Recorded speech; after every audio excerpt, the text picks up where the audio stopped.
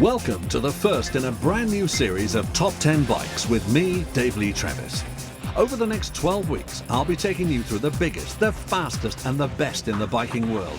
We'll be finding out which bikes are the class leaders for 2002 as voted for by our Men and Motors panel of experts. So if tourers and cruisers are your thing, or you're a sports bike fanatic, then stay tuned to see which bikes make it to the coveted #1 spot. This week, it's super sports bikes, so sit back and enjoy thrills and spills of these extremely fast, high-performance, high-powered bikes. Starting the show at number 10 is the Triumph Daytona.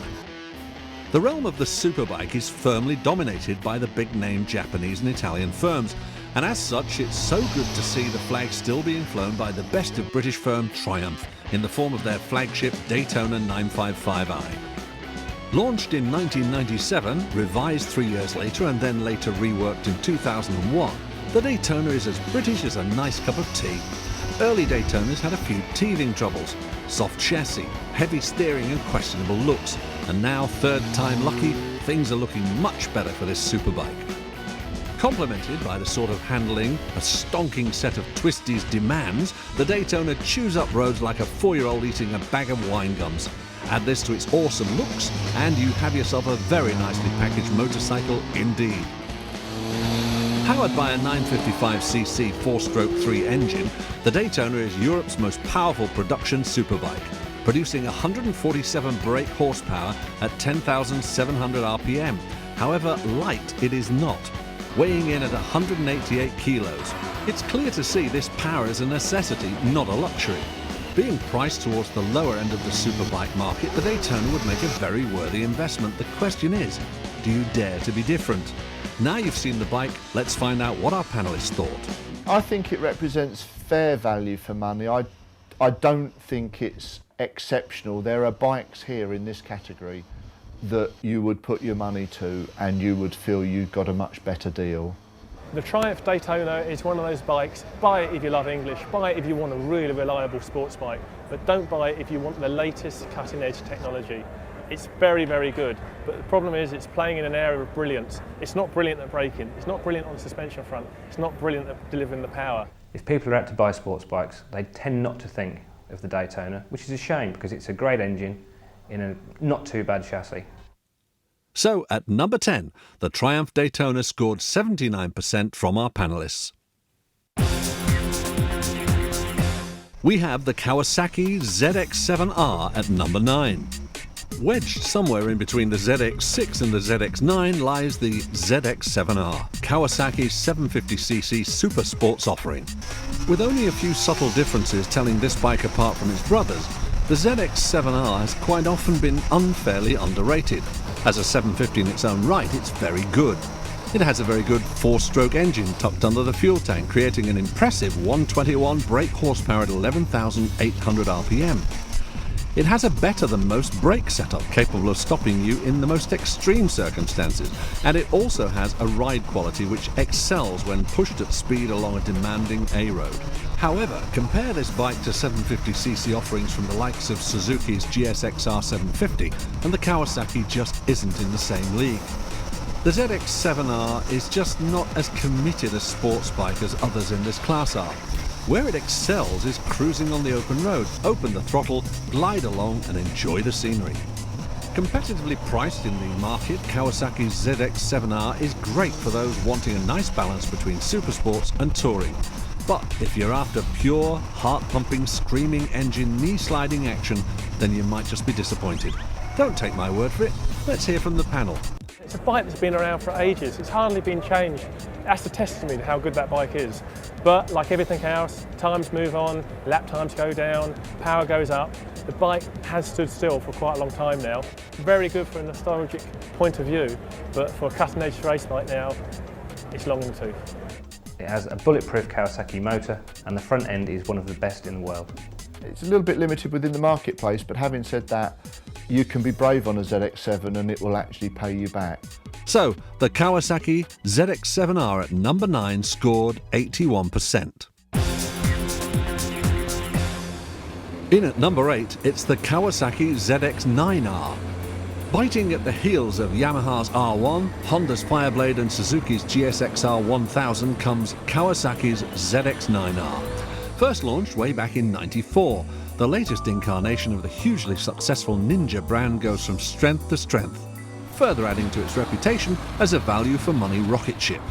Powered by an 899cc, the Kawasaki Superbike will produce 150 brake horsepower at 11,000 RPM, giving it a claimed top speed in excess of 160. Kawasaki's latest ZX9 has undergone many subtle changes in an attempt to further improve the bike's handling and performance. Most noticeably, the chassis has been changed, this time modelled on Kawasaki's ZX7R superbikes. The crankshaft has been made thicker to aid power delivery, and the front brakes have come down from 6-pot to 4-pot calipers. Why? To improve rider feel, of course. Maybe not quite as focused as others in the superbike market, the ZX9R still offers all the thrills and spills of an extremely quick bike for a little less than the competition. For years it was just a bit fat and a bit flabby, and it just couldn't keep up with the quicker, lighter bikes on track. This year it's been slimmed down slightly, and it's still got that very, very fast Kawasaki motor. It's always been nearly there, but never quite. It's always had a very hard rear suspension linkage. That means it's never been the best thing to ride. It's always had a really powerful engine, but it kind of has never offered the complete package.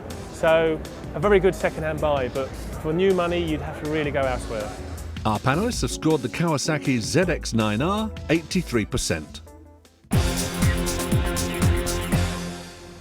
Our next bike in our top 10 scored 84%, so in at number 7 is the Ducati 998. Ducati 998. Oh, sorry, I lost myself for a moment there. Well, what can you say about this Italian super beauty? Formerly known as the 996, the new and more efficient 998 was unleashed in a media frenzy in 2001. Boasting the same Italian supermodel looks that often make grown men cry like little children. This new Ducati was launched with the new Testa Stretta engine. Meaning narrow head, the new engine is vastly more efficient than its predecessors, but thanks to its 90-degree V-twin 4-stroke layout, the 998 is still the best-sounding bike on the planet. However, fit a set of performance cans and it'll sound like nothing else in the galaxy, and that is not an overstatement. The new 998cc engine will produce 121 brake horsepower at 10,000 RPM, meaning this Ferrari of the biking world will catapult you to over 160 miles per hour in a blurry, fuzzy mess of a time period. Priced around £10,000, this bike is not cheap and the running costs aren't much better. The best things in life are free, true, but not when it comes to a Ducati 998. There's the bike, but what do our experts think? Got to confess, there's always been something about Ducatis, even when they were a little bit mischievous. You just had to have one. They're a bit temperamental, a bit like Italian women, really. All of us have aspired to buy this bike at some point in our lives. Most of us have never had the money, but what a lot of bike you get. Ideally, more suited to the track than on the road. On the road, it's just a bit firm for a road. You can have really good days on it, but also you can have really fiddly days on it. I have to say, around here I'm kind of known as Mr. Ducati because I love them. I think they're fantastic, and the 998 is no exception. As a track bike, almost peerless. On the road, the V-twin stomp is great. Number 6 in our countdown of super sports bike is the Aprilia 1000R. The 1000R is a souped-up look at me and listen to my throaty growl version of the standard Mille. The R model of Aprilia's road racer combines an identical 126 brake horsepower V-twin engine with an uprated chassis. The aluminium frame holds top-quality Öhlins suspension and steering damper, plus ultralight alloy wheels, all of which adds to that sporty feel. The Mille comes with a single seat as standard, and so it should, because a bike like this is designed for one, both stylistically and aerodynamically. But if you do want a pillion, they are available. Perhaps the styling isn't quite as gorgeous as some Italian rivals. The Ducati 998 springs to mind, but it's an awesome piece of kit nonetheless in its own right. And remember, a certain Mr. Troy Corser of World Superbike fame swears by these Aprilias, so they must be good. Equally at home on the road or on the track, this monster Aprilia should be a serious consideration to anyone wanting a superbike. It hit every branch when it fell out the ugly tree. It's not pretty to look at, but the engine is a wonder. So much stomp, and it's very, very Ducati-like in its delivery. I remember when they first came out, I think I just looked at them with some awe and stupor, and having since ridden on several occasions, I've decided that the only way you extract maximum from the meal is you've got to ride with total confidence. It's one of those bikes that says, ride me hard, I'll pay you back. The Aprilia 1000R is a passionate bike. It's not for everybody. Some find the actual overall dimensions of the bike too tall. Some find the power too abrupt when it first comes in. But if you're an enthusiast and you love riding your V-twins, I think the 1000 is the best road V-twin you can buy. Our panel has scored the Aprilia 1000R 85%. Now, halfway through our top 10 super sports, and it's time for a break. But please don't go anywhere, as coming up in part 2 is this.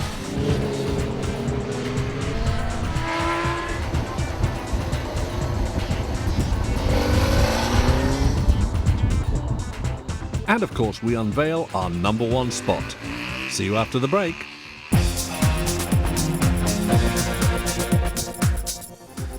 Welcome back to Top 10 Bikes. I'm Dave Lee Travis, guiding you through the top 10 super sports bikes of 2002. Straight in at number 5 is the Suzuki GSXR 750. What can be said about the GSXR 750 that hasn't already been said? Make no mistake, it's a sublime specimen of a motorcycle. Powered by a 749cc 4-stroke engine, the awesome Suzuki is truly magnificent. Using the available 139 brake horsepower will most definitely leave you shaken and stirred. Unleash the power throughout the throttle range and you won't be disappointed, but take the revs into the power band and may God be with you.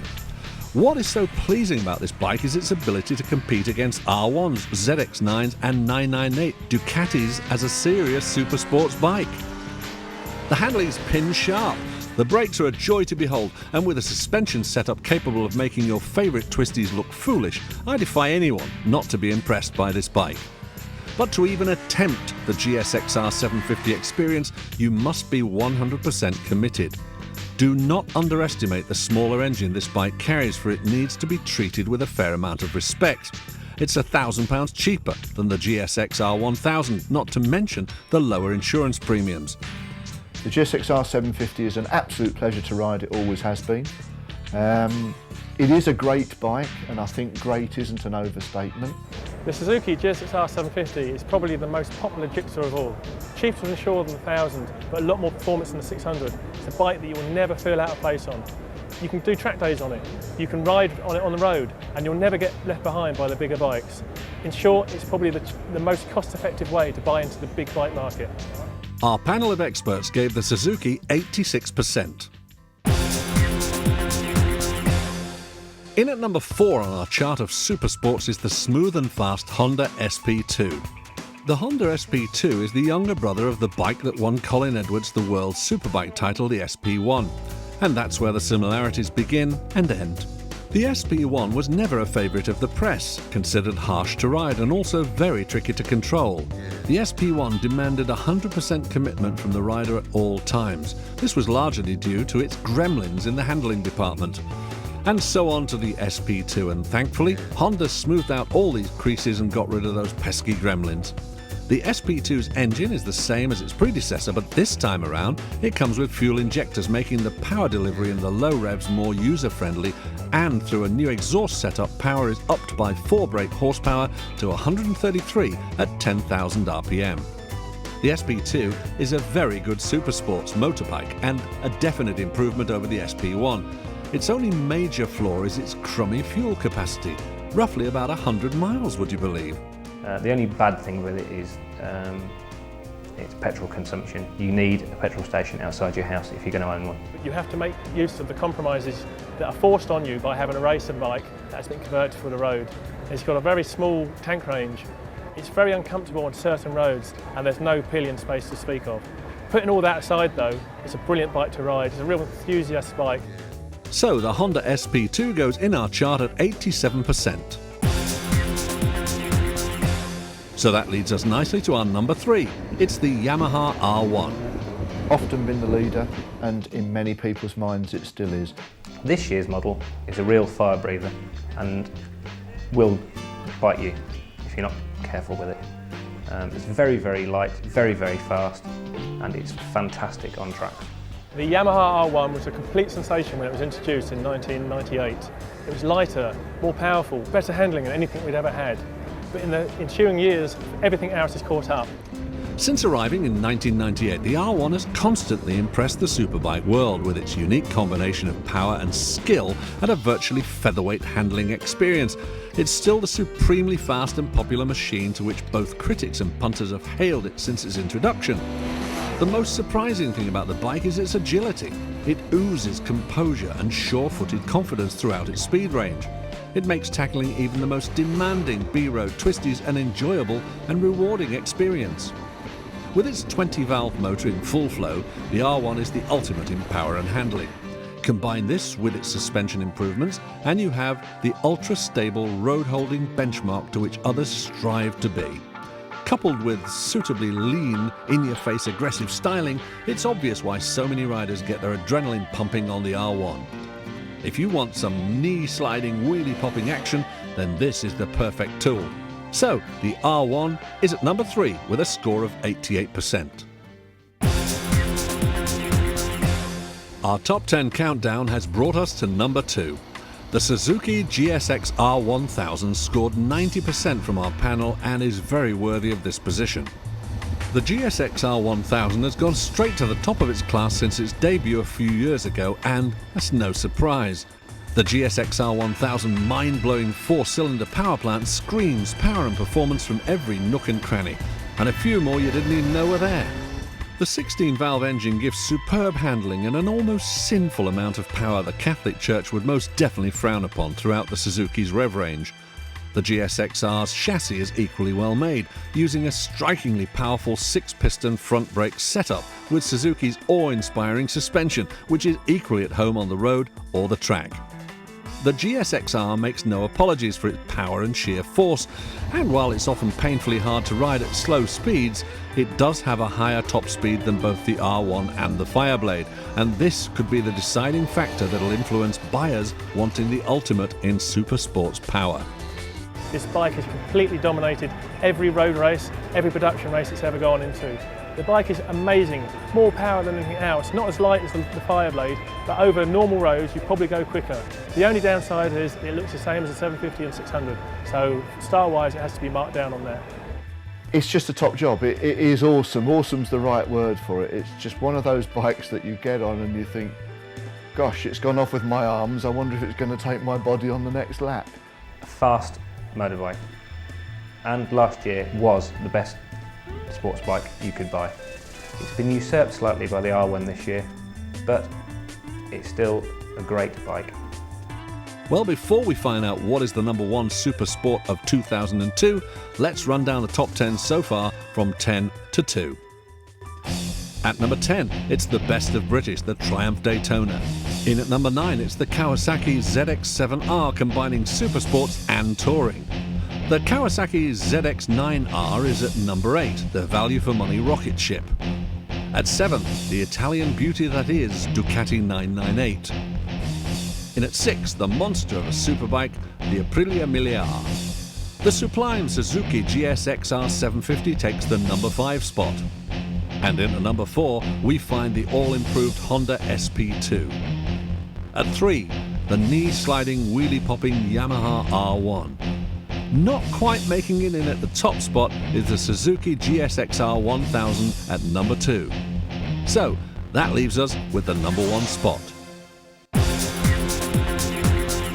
Those of you who know this bike wouldn't have expected anything less. Yes, at number 1 spot of our super sports bikes is the Honda Fireblade. The Honda Fireblade has recently undergone a makeover. In doing so, the original biker's favourite has grown in stature as being a fantastically innovative bike. In its new form, the Honda has completely revamped its 16-valve four-cylinder engine, bolting it into an all-new chassis. This gives the Blade a powerful combination of 150 brake horsepower and an ultralight curb weight of 170 kilos. In other words, you lucky people have an extra 25cc to play with on your favorite twisties, making the fiery Honda a serious option for anyone who wants to feel pure power when they're on the road or on the track. Compared to the GSXR 1000 or the R1, the Blade is seen as an easier option to live with in the super sports class. However, the below-par styling leaves a lot to be desired, but that's a minor gripe when you can experience up to 175 miles per hour of blistering power. For many riders, the Fireblade is the best high-performance motorbike money can buy. It's not hard to see why you all love it so much. I bought a Fireblade in '93, one of the very first ones. I've ridden them and enjoyed them ever since. It's a great all-round package. I'm not saying it's spot on in every department, but if you look at the categories, you look at the scores that we've put together, the Fireblade is number one. The Honda Fireblade is the bike of 2002 for me. This model's been around for 10 years now, but this is the best incarnation of this model. It's got more power, it's lighter, it's shorter, basically every aspect it's better, and I think it's the best super sports bike you can buy nowadays. So, the Fireblade tops our chart with a score of 92%. It's great to accept this award on behalf of Honda. The Fireblade is now 10 years old, and when the Fireblade was first introduced in 1992, it totally changed the face of sports bike riding with its groundbreaking power-to-weight ratio, racing chassis and fantastic brakes. The bike is now 10 years on, and each year the bike has been improved and modified, and it's fantastic that in its final year of production it's been voted by you bike buffs as top sports bike. Thank you very much. That's our countdown of top 10 super sports for 2002. This is Dave Lee Travis saying thanks for watching. See you next week for another chart of top 10 bikes.